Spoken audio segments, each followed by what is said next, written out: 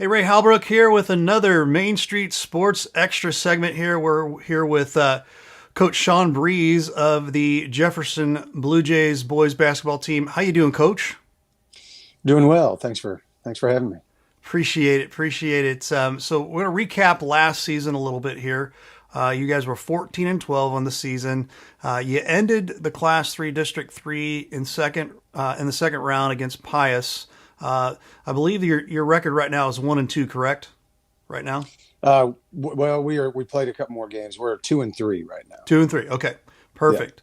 So we'll talk a little bit about that season here in a little bit. Can you draw any parallels from when you took over the program, the way this off season began with all these COVID restrictions right now?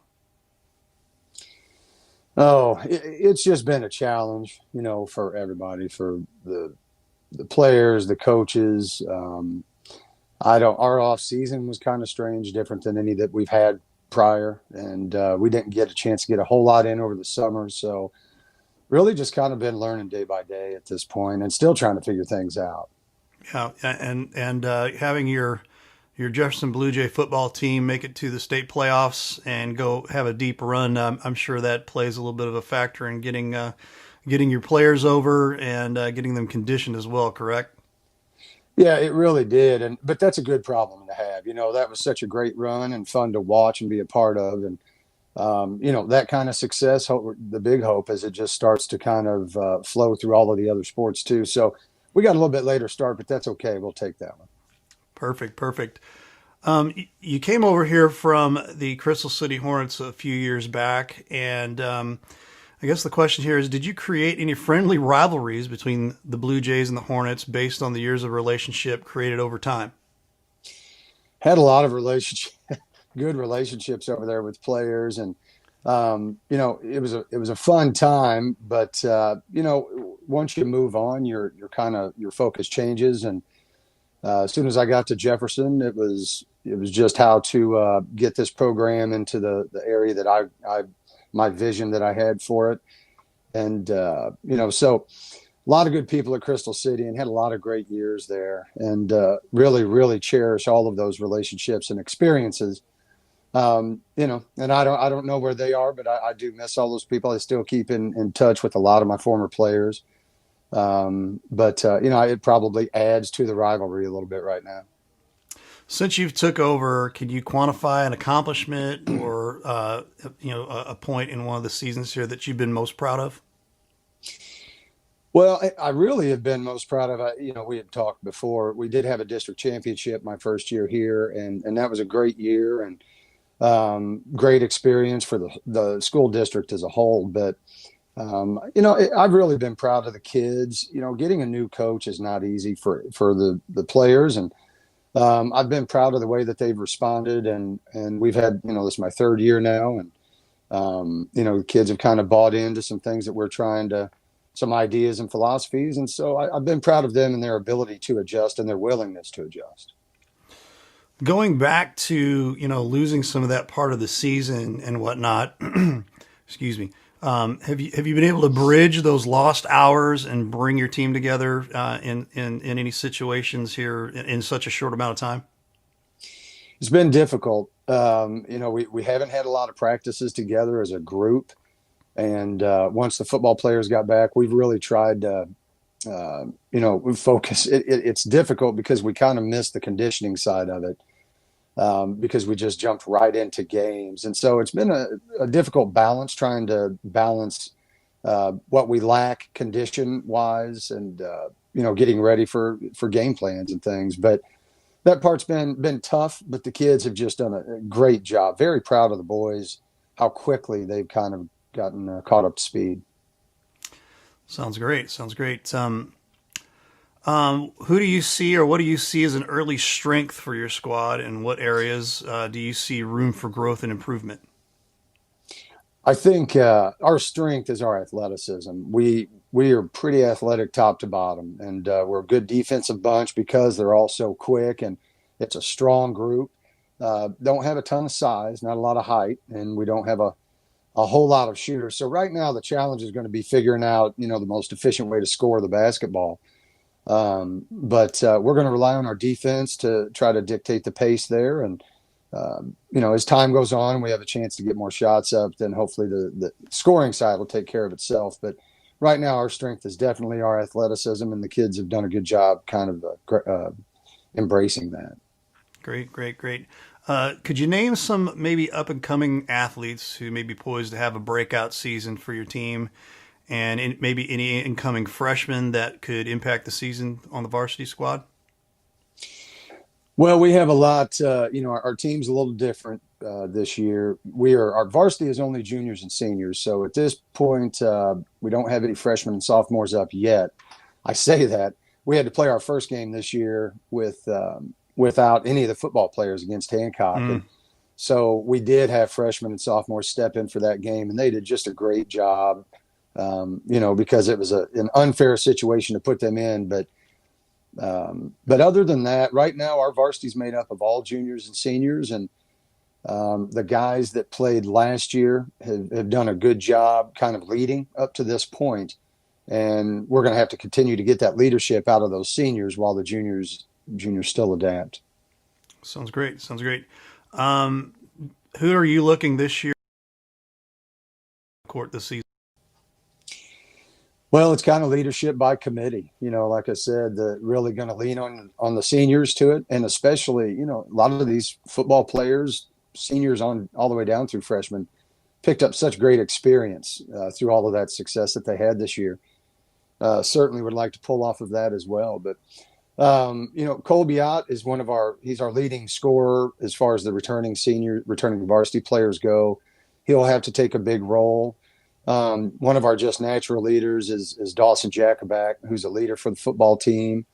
And I don't think people realize that the amount of skill he has on the basketball court, actually. But, and then the other seniors as well, all step in with Dalen Whitener and Will Schnitzler, also having played a lot of big minutes last year. Um, so and there's some other people in there, but right now those guys are really doing a good job kind of listening to me and then taking that to the floor and working with the rest of the group. Awesome, awesome. Um, do you normally set team goals every season, and or how do you measure your team's success? Improvement. I do. We try not to try not to look too far in the future. Everybody looks at the schedule and tries to kind of pick out what they think their win loss total is. And I'm a Right. little bit more of just focus on the game in front of us.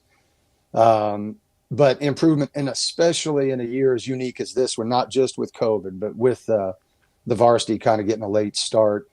Right now, we're just looking for each day to be picking up on something. I told the kids it's baby steps. Let's add one thing in every day, and then the ultimate goal is that postseason success. Right. Right. Now, throughout the season, do you reevaluate your squad for style of play, starting personnel, offensive philosophy, etc.? Do you reevaluate from time to time? Absolutely, reevaluate every day, and I tell them that all the time. Starting lineup is not set in stone. We look at matchups a lot, the teams that we're playing, and the styles that the teams that we're playing like to play, and we do make adjustments there. We make a lot of defensive adjustments. There's some teams that you can pressure. There's teams that you can't, and there's always little details in there. But yeah, so we are constantly reevaluating. We have an Right. overall philosophy and a group that we know we can lean on, but each game there's some changes. You've coached against the district here, past and present. Lots of different coaches, and I'm sure that you've probably maybe borrowed, quote unquote, some of their coaching philosophies. Any particular coaches that you admire or choose to emulate your coaching philosophy or style with? I admire all of them.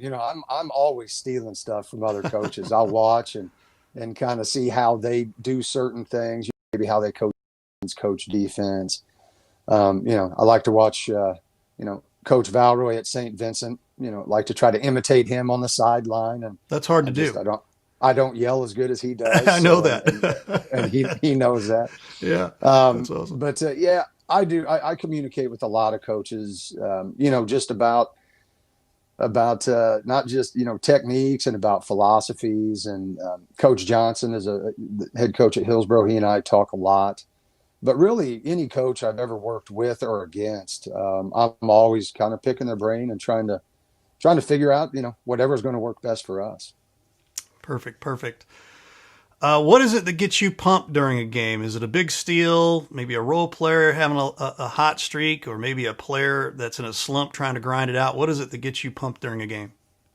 Watching the kids get pumped with each other. Mm-hmm. I love it. I love to go back and watch film, especially, and whenever the bench is into it and the kids are excited. That to me is why I do this. You like to see the kids embrace what they're doing and embrace it as a group. And that really, really kind of gets me going when I can see that. So proud of them. We had a game recently where it was just a great game from not just the kids on the floor, but the kids on the bench and the stands. I'd love to hear that loud gymnasium. Right.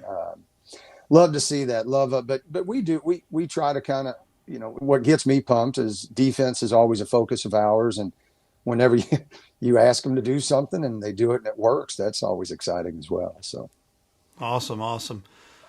Final question for you here. It's my personal question here, and we're kind of adapting it for COVID. Is there something that you might have picked up during COVID? We had a lot of time off, and I know there was a whole lot of time that you weren't able to be able to coach during the summertime, or maybe even touch base with the kids very much. Were you able to maybe take your efforts and your off time somewhere else? Any kind of hobbies or interests that you had this summer? we got to just do a lot of stuff around the house, kind of like everybody. So, a lot of housework. We did a lot of work in the garage, just kind of the boys and I making, just kind of having a chance to make games or whatever. It was fun. But the other thing we like to do, is like to cook. So Yeah. yeah. So it did a lot of cooking, a lot of new recipes and things like that. So doesn't sound real exciting, but we really had a good time with it. Hey, Coach Breeze is a cook. Hey, I love it. Love that. Love that idea there. Well, Coach, we Yeah. appreciate having you on here, and good luck to you this season. I'm sure we'll see you down the road here. Okay. Thanks so much for everything. Really appreciate it. Thanks.